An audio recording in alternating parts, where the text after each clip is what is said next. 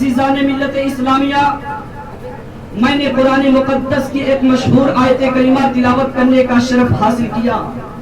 رب کعبہ قرآن پاک میں ارشاد فرماتا ہے فَانْكِحُوا مَا طَابَ لَكُم مِّنَ النِّسَاءِ مَثْنَىٰ وَثُلَاثَ وَرُبَاعَ۔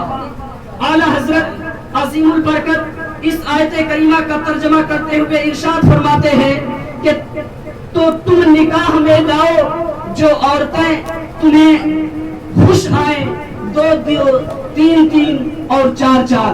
حضرات گرامی، اس آیت کریمہ میں اللہ رب العزت نے ہمیں کس بات کا حکم دیا ہے؟ آئیے ہم جانتے ہیں کہ اللہ رب العزت نے ہمیں اس آیت کریمہ میں کس بات کا حکم دیا ہے۔ عزیزان ملت اسلامیہ، اس آیت کریمہ میں اللہ رب العزت نے ہمیں نکاح کرنے کا حکم دیا ہے۔ اس آیت کریمہ میں اللہ رب العالمین نے ہمیں رشتہ ازدواج سے منسلک ہونے کا حکم دیا ہے۔ اس آیت کریمہ میں اللہ رب العزت نے ہمیں رشتہ زوجیت کرنے کا حکم دیا ہے۔ عزیزان ملت اسلامیہ، یعنی اس آیت کریمہ میں اللہ رب العزت ہمیں نکاح کرنے کا حکم دیا ہے۔ اور ایک دوسرے مقام پر اللہ رب العزت قرآن پاک میں ارشاد فرماتا ہے وَلَقَدْ أَرْسَلْنَا رُسُلًا مِّن قَبْلِكَ وَجَعَلْنَا لَهُمْ أَزْوَاجًا وَذُرِّيَّةً۔ نبی پاک صلی اللہ علیہ وسلم سے اللہ رب العزت خطاب کرتے ہوئے ارشاد فرماتا ہے اے محبوب، میں نے آپ سے پہلے بہت سے رسول بھیجے اور انہیں بھی بیوی اور اولاد کی نعمت عطا کی۔ اس آیت کریمہ سے یہ ثابت ہوتا ہے کہ نکاح کرنا انبیاء کرام کی سنت ہے۔ اور پھر میرے آقا صلی اللہ علیہ وسلم خود ارشاد فرماتے ہیں النکاح من سنتی، نکاح کرنا میری سنت ہے۔ عزیزان ملت اسلامیہ، نکاح کرنا انبیاء کرام کی سنت ہے۔ اور پھر نبی اکرم صلی اللہ تعالی علیہ وسلم نے اپنی ذات کی طرف خاص کرتے ہوئے ارشاد فرمایا النکاح من سنتی، نکاح کرنا میری سنت ہے۔ عزیزان ملت اسلامیہ، نکاح کیا ہے؟ یہ ایک اسلامی طریقہ ہے جس سے ایک مرد اور عورت کے درمیان ازدواجی تعلقات پیدا ہو جاتے ہیں۔ یعنی نکاح ایک معاہدہ ہے جو ایک مرد اور عورت کے درمیان ہوتا ہے، جس کے بعد ایک مرد کو ایک اجنبی عورت سے فائدہ اٹھانا درست ہو جایا کرتا ہے۔ ایک اجنبی عورت ایک مرد کے لیے حلال ہو جایا کرتی ہے۔ عزیزان ملت اسلامیہ، ہم مذہب اسلام کے ماننے والے ہیں، ہم مسلمان ہیں، ہم کلمہ پڑھنے والے ہیں۔ ہمارا مذہب اسلام انسانی زندگی میں جنس کی ضرورت اور اہمیت کو اجاگر کرتا ہے، اور اس کے لیے مذہب اسلام کلمہ پڑھنے والوں کو یوں آزاد نہیں چھوڑتا کہ وہ جس طرح سے چاہے اپنی نفسانی خواہشات کی تکمیل کرے۔ اسلام مذہب ہمیں اپنی نفسانی خواہشات کی تکمیل کے لیے آزاد نہیں چھوڑتا کہ ہم جس سے چاہیں اپنی جنسی ضرورت کو پورا کر سکیں۔ مذہب اسلام اپنے ماننے والوں کو آزاد نہیں چھوڑتا کہ وہ جب چاہے اپنی نفسانی خواہشات کی ضرورت کو پورا کر لے۔ نہیں مسلمانوں، اسلام تو پاکیزہ مذہب ہے، اسلام تو اللہ رب العزت کا پسندیدہ مذہب ہے۔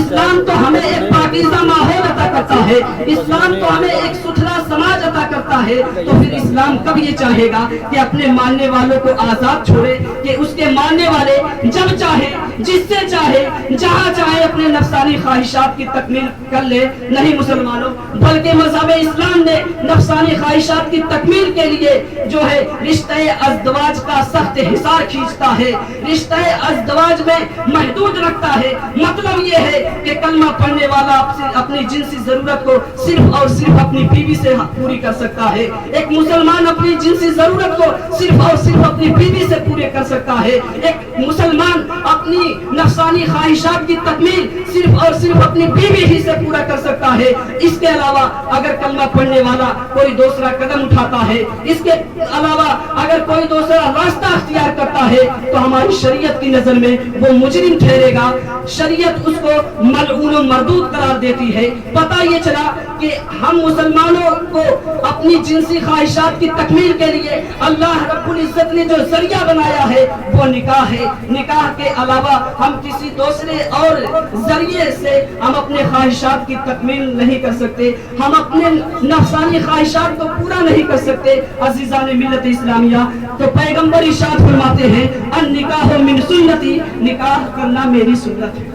نکاح کرنا ہمارے آقا صلی اللہ تعالیٰ علیہ وسلم کی سنت ہے، اور یہ نبی کے سنت ہی کی برکت ہے، نبی کے سنت ہی کی عطا ہے کہ 3 مرتبہ قبول ہے کیا کہہ لیا کہ آج تک جس عورت کے سامنے وہ جا نہیں سکتا تھا، جس عورت سے ایک مرد بات نہیں کر سکتا تھا، جس عورت سے ایک آدمی کلام نہیں کر سکتا تھا، جس عورت کے چہرے کو دیکھ نہیں کر سکتا تھا، جس عورت کے ہاتھ کو پکڑ نہیں سکتا تھا، آج 3 مرتبہ قبول ہے کیا کہہ لیا، نبی کی سنت پر عمل کیا کر لیا، نبی کی سنت کی برکت کیا ملی، آج اس لڑکی سے بات کرنا درست ہو گیا ہے، آج اس لڑکی سے کلام کرنا درست ہو گیا ہے، آج اس لڑکی کے ہاتھ پکڑنا درست ہو گیا ہے۔ غرض میں آپ کو یہ بتانا چاہتا ہوں، نبی کی سنت ہی کی برکت ہے کہ جس کی بدولت ایک انسان، ایک شخص، ایک آدمی ایک عورت سے اپنے جنسی خواہشات کی تکمیل کرتا ہے۔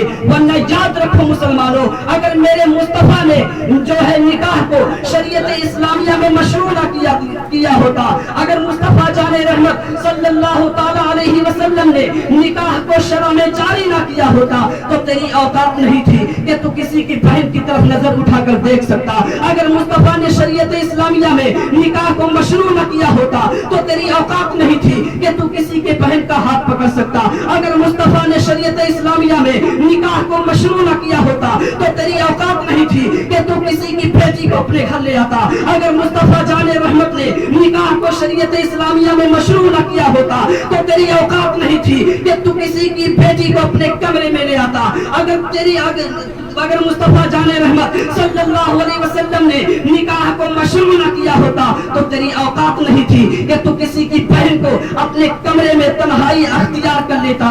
غرض یہ کہ مصطفیٰ جان رحمت صلی اللہ علیہ وسلم کی جو سنت ہے اسی سنت ہی کی عطا اور برکت ہے کہ جس لڑکی سے ہم بول نہیں سکتے تھے، جس لڑکی سے ہم پاس جا نہیں سکتے تھے، جس لڑکی کے ہاتھ ہم ٹچ نہیں کر سکتے تھے، آج اس لڑکی سے ہمارے لیے فائدہ حاصل کرنا حلال ہو جاتا ہے، درست ہو جاتا ہے۔ یہ نبی کے سنت ہی کی برکت ہے۔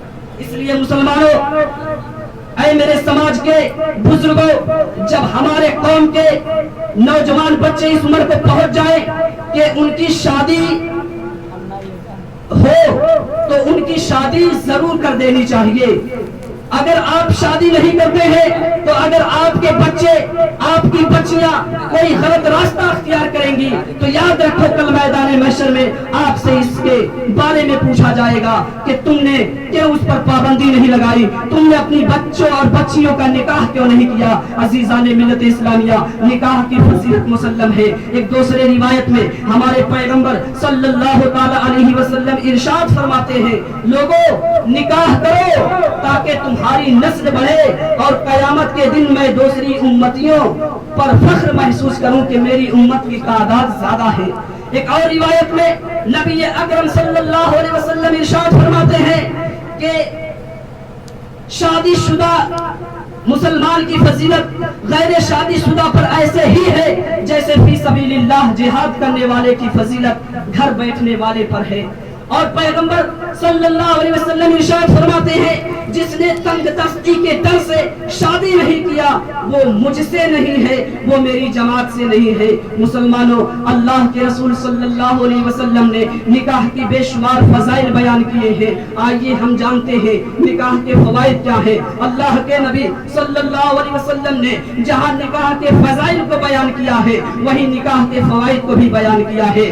عزیزان ملت اسلامیہ، میں نے آپ کو بتایا کہ نکاح کرنا نبی اکرم صلی اللہ علیہ وسلم کی پیاری سنت ہے، اور حدیث مبارک میں اللہ کے رسول صلی اللہ علیہ وسلم ارشاد فرماتے ہیں کہ جس نے میری سنت سے محبت کی وہ جنت میں میرے ساتھ ہوگا۔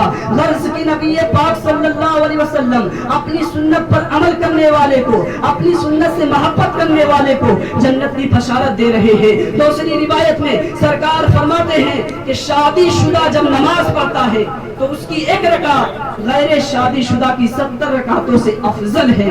اور ایک روایت میں ہمارے سرکار صلی اللہ تعالی علیہ وسلم ارشاد فرماتے ہیں کہ جب بندہ نکاح کرتا ہے تو اس کا نصف ایمان مکمل ہو جاتا ہے. نصف میں چاہیے کہ وہ اللہ تعالی سے ڈرے.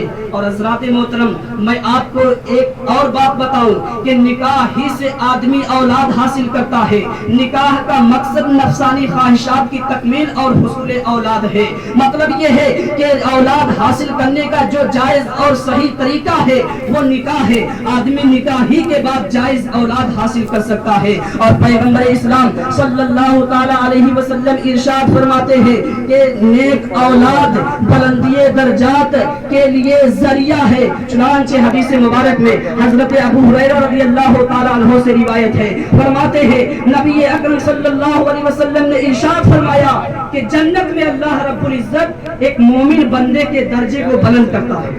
تو وہ بندہ رب تعالیٰ کی بارگاہ میں سوال کرتا ہے, اے مولا میرے اس درجے کو کیوں بلند کیا گیا؟ تو آواز آتی ہے, اے بندے دنیا میں تیرے بیٹے نے تیرے لیے دعا استغفار کی ہے, دنیا میں تیرے بچے نے تیرے لیے دعائیں مغفرت کی ہے, دنیا میں تیرے اولاد نے جو ہے تیرے لیے بلندی درجات کی دعا کی ہے, اس لیے جنت میں تیرے درجے کو بلند کیا گیا ہے. عزیزان ملت اسلامیہ, ایک اور روایت ہے کہ جب نفسی نفسی کا عالم ہوگا, میدان محشر قائم ہوگا, زمین تابع کی ہوگی, آسمان فولاد کا ہوگا, کوئی کسی کو پہچانتا نہ ہوگا, ہر ایک دوسرے کو پہچاننے سے انکار کریں گے. یہاں تک کی روایت میں آتا ہے باپ اپنے بیٹے کو پہچاننے سے انکار کرے گا, بیٹا اپنے باپ کو پہچاننے سے انکار کرے گا, بیٹی اپنے ماں کو دیکھ کر دور بھاگ رہی ہوگی, ماں اپنی بیٹی سے دور بھاگ رہی ہوگی. ایسے عالم میں رب کعبہ میدان محشر میں ارشاد فرمائے گا, اے فرشتوں آج روز جزا ہے, آج حساب و کتاب کا دن ہے, آج انسانوں کا حساب و کتاب ہوگا. فرشتے عرض کریں گے مولا ہم تو تیرے حکم کے پابند ہیں. کچھ دیر کے بعد اللہ رب العزت ارشاد فرمائے گا, اے فرشتوں یہ مسلمانوں کے جو چھوٹے چھوٹے بچے ہیں انہیں لے جاؤ جنت میں داخل کر دو, ان کے ذمہ کوئی جرم نہیں ہے, یہ بے قصور ہے, اور انہیں بلا حساب و کتاب جنت میں داخل کر دو. فرشتے مسلمانوں کے چھوٹے چھوٹے بچوں کو جنت میں لے کر جائیں گے. جب جنت کے دروازے پر بچے پہنچیں گے تو رک جائیں گے. فرشتے کہیں گے مرحبا اہلا و سہلا مرحبا, اے مسلمانوں کے بچوں آؤ جنت میں داخل ہو جاؤ. لیکن مسلمانوں کے بچے دروازے پر کھڑے ہوں گے, داخل نہیں ہوں گے. فرشتوں سے کہیں گے اے فرشتوں ہمارے والدین کہاں ہیں؟ تو فرشتے کہیں گے اے بچوں تمہارے والدین تمہارے طرح نہیں ہیں, تمہارے والدین تمہارے قابل نہیں ہیں, انہوں نے اپنی زندگی میں برائیاں کی ہے, انہوں نے اپنی زندگی میں بے حیائیاں کی ہے, انہوں نے اپنے نامہ اعمال میں برائیوں کی جو ہے انبار لگا رکھی ہے, اس لیے آج ان سے ان کے نامہ اعمال کے بارے میں پوچھا جائے گا, آج ان سے ان کا حساب و کتاب لیا جائے گا کہ اے بندے میں نے تمہیں دنیا میں دولت عطا کی تھی, بتا تم نے دولت کا صحیح استعمال کیا ہے یا نہیں کیا ہے؟ میں نے تمہیں دنیا میں اولاد کی کثرت عطا کی تھی, یہ بتا تم نے اولاد کو صحیح طریقہ سکھایا ہے کہ نہیں سکھایا ہے؟ غرض یہ کہ فرشتے ارشاد فرماتے ہیں اے بچوں آج تمہارے والدین سے ان کے نامہ اعمال کے بارے میں پوچھا جائے گا کہ انہوں نے دنیا میں کتنی برائیاں کی ہیں, کتنی بے حیائیاں کی ہیں. پھر اگر ان کے نیکیوں کا پلہ بھاری ہوگا تو انہیں جنت کا پروانہ عطا کیا جائے گا, اور اگر ان کے جرائم زیادہ ہوں گے, ان کے جتنا گناہ زیادہ ہوگا تو انہیں جو ہے دوزخ کا پروانہ عطا کر دیا جائے گا, اور پھر فیصلہ ہوگا کہ وہ جنت میں جائیں گے یا جہنم میں جائیں گے. اتنا سننا ہے کہ فرشتے کے پاس جو مسلمانوں کے بچے موجود رہیں گے وہ بچے رونے لگیں گے, شور و گل کرنے لگیں گے. رب تعالی ارشاد فرمائے گا اے فرشتوں یہ شور و گل کی آواز کہاں سے آ رہی ہے؟ اے فرشتوں یہ کون لوگ ہیں جو شور شرابہ کر رہے ہیں؟ فرشتے عرض کریں گے مولا یہ مسلمانوں کے بچے ہیں. رب تعالی ارشاد فرمائے گا اے فرشتوں کو کیا کہہ رہے ہیں؟ عرض کریں گے مولا وہ یہ کہہ رہے ہیں ہم جنت میں اس وقت تک نہیں جائیں گے جب تک کہ ہمارے ساتھ ہمارے والدین کو بھی نہیں داخل کیا جائے گا. رب تبارک و تعالی کی دریائے رحمت جوش میں آئے گی. رب تعالی ارشاد فرمائے گا اے فرشتوں سوچتے کیا ہو, جاؤ میدان محشر میں مڑو, تلاش کرو ان کے والدین کو, اور ان کے والدین کو بھی بلا حساب و کتاب انہی بچوں کے ساتھ جنت میں داخل کر دو. اے مسلمانوں میں آپ کو بتانا چاہتا ہوں کبھی نیک بچے کی وجہ سے جنت میں ایک مومن بندے کے درجے کو بلند کیا جا رہا ہے, کبھی جو ہے بدکار اور سیاہکار हजार मोमिन बंदों को बच्चों की वजह से बिला हिसाब किताब जन्नत में दाखिल किया जा रहा है। ये किसकी बरकत है, ये किसकी देन है? मुसलमानों, नबी पाक सल्लल्लाहु अलैहि वसल्लम की सुन्नत की बरकत है, मुस्तफा की निकाह की बरकत है। मुस्तफा ने जो इरशाद फरमाया है, अब निकाह मिन सुन्नती, निकाह करना मेरी सुन्नत है। और इस सुन्नत पर अमल करते हुए जिस बंदे मोमिन ने सुन्नत अदा किया और अपनी शादी की, उस शादी की बरकत है कि शादी ही के जरिया औलाद हासिल होते हैं, नेक बच्चे हासिल होते हैं, फिर इंसान की मगफिरत होती हुई नजर आती है। अजीज़ान मिल्लत इस्लामिया, बस आखिरी बात मैं आप हजरात को बताकर अपनी गुफ्तगू खत्म करना चाहता हूँ। नबी पाक सल्लल्लाहु ताला अलैहि वसल्लम की बारगाह में आइए सवाल किया जाए, ऐ अल्लाह के रसूल बताइए, हम अपने बेटे का रिश्ता करना चाहते हैं, हम अपने बेटी का रिश्ता करना चाहते हैं, तो रिश्ते में किन बातों का लिहाज रखें? ए अल्लाह के रसूल, आप बताएं हम रिश्ता कैसे तलाश करें? तो चुनांचे हदीस मुबारक में अल्लाह के नबी सय्यद आलम सल्लल्लाहु ताला अलैहि वसल्लम ने इरशाद फरमाया कि औरत से शादी करने में 4 बातों का लिहाज रखा जाता है। वो क्या है? पहली चीज हुस्नो जमाल, यानी खूबसूरती देखी जाती है। दूसरी चीज मालो दौलत, कि कितना उसके पास माल है। और तीसरी चीज खानदानी शराफत। और चौथी चीज दीनदारी। लेकिन नबी अकरम सल्लल्लाहु अलैहि वसल्लम इरशाद फरमाते हैं, तुम दीनदारी को तरजीह दो। क्या मतलब? पहले दीनदारी देखो फिर मालदारी देखो, पहले दीनदारी देखो फिर खूबसूरती देखो, पहले दीनदारी देखो फिर खानदानी शराफत देखो। कसम खुदा की मुसलमानों, मेरा चैलेंज है, जिसके अंदर दीनदारी होगी, जिसके अंदर परहेजगारी होगी, उसके अंदर तीनों औसाफ पा लिए जाएंगे। और जिसके अंदर दीनदारी नहीं होगी, उसके अंदर कोई भी चीज नहीं पाई जाएगी। वो कैसे, मैं आप हजरात को बताता हूँ। मिसाल के तौर पर एक शख्स को आप लीजिए और एक ऐसे शख्स को लीजिए जो बेनमाजी है, एक ऐसे शख्स को लीजिए जो नमाजी है। एक है जो 5,000 रुपए दिन में कमाता है, मगर उसके अखराजात कुछ ज्यादा हैं और वो अपने 5,000 रुपया जो पूरी दिन में कमाता है वो शाम तक खर्च कर डालता है।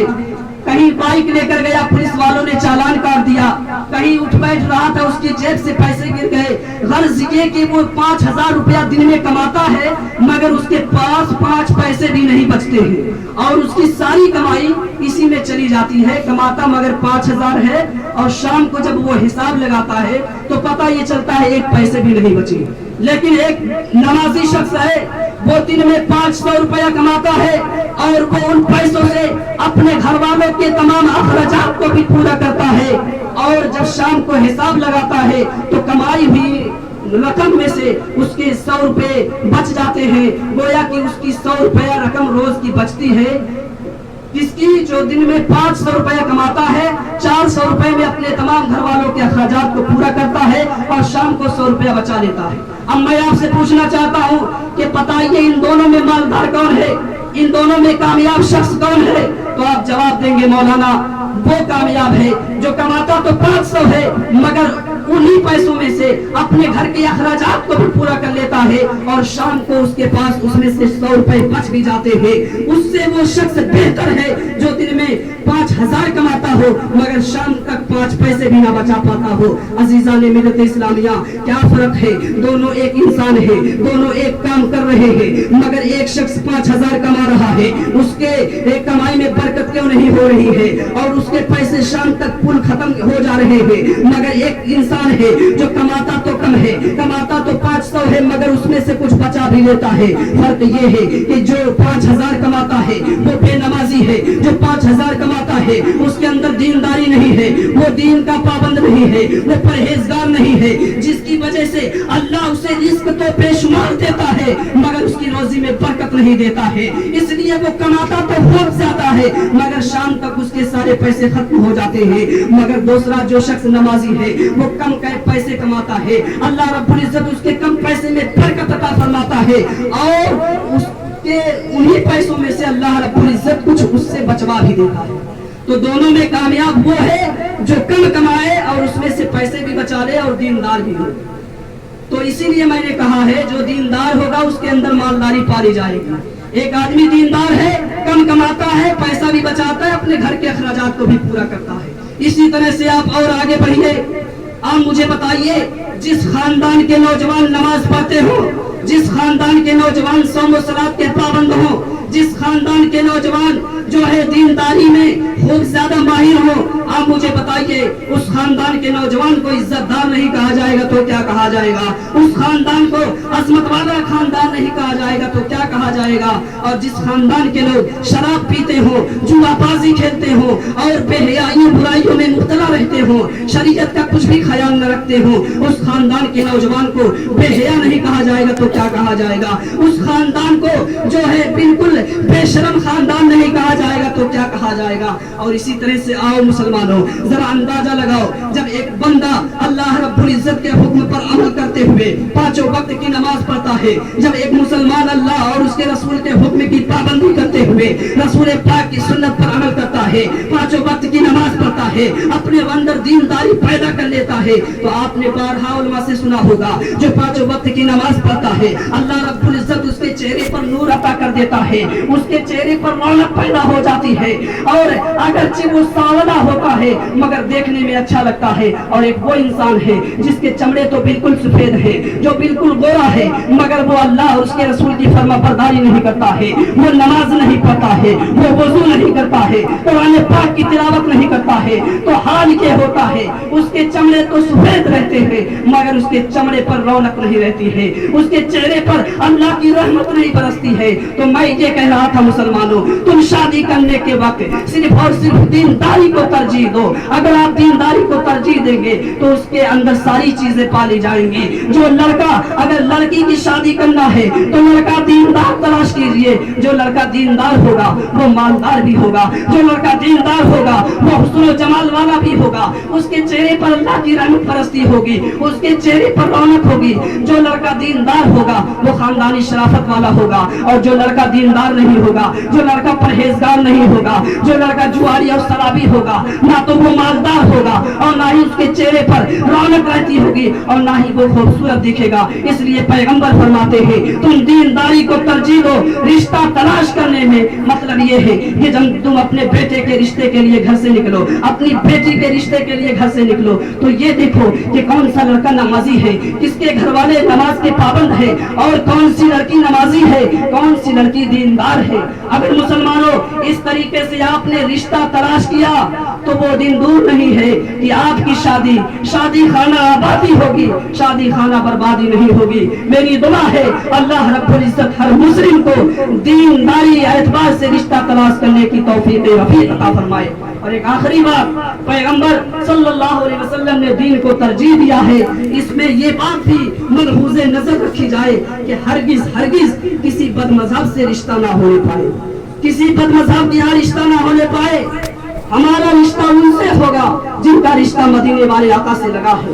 ہم اپنے بیٹوں کی شادی وہاں کریں گے جن کا رشتہ اجمیر کے خواجہ غریب نواز سے لگا ہے. ہم اپنے بیٹے کی شادی وہاں کریں گے جو حضور غوث پاک کے ماننے والے ہیں. ہم اپنے بیٹوں کی شادی وہاں کریں گے جہاں کے لوگ اعلیٰ حضرت کے شیدائی ہوں. اے مسلمانوں, سنیت نام ہے ایمان کا, ایمان جو ہے آپ بچائیے. اس دور میں ایمان بچانا بہت ہی ضروری ہے. اس لیے آپ اپنے رشتے کو, اپنے بیٹی اور بیٹے کی شادی وہیں کیجئے جہاں کے لوگ مسلک مہذب, مسلک اعلیٰ حضرت کے پابند ہو. اللہ رب العزت مجھے خود ان باتوں پر عمل کرنے کی توفیق رفیق عطا فرمائے, اور میں دعا گو ہوں کہ سارے لوگوں کو ان تمام باتوں پر عمل کرنے کی توفیق رفیق عطا فرمائے. وما علینا الا البلاغ, واخر دعوانا ان الحمد للہ رب العالمین. السلام علیکم.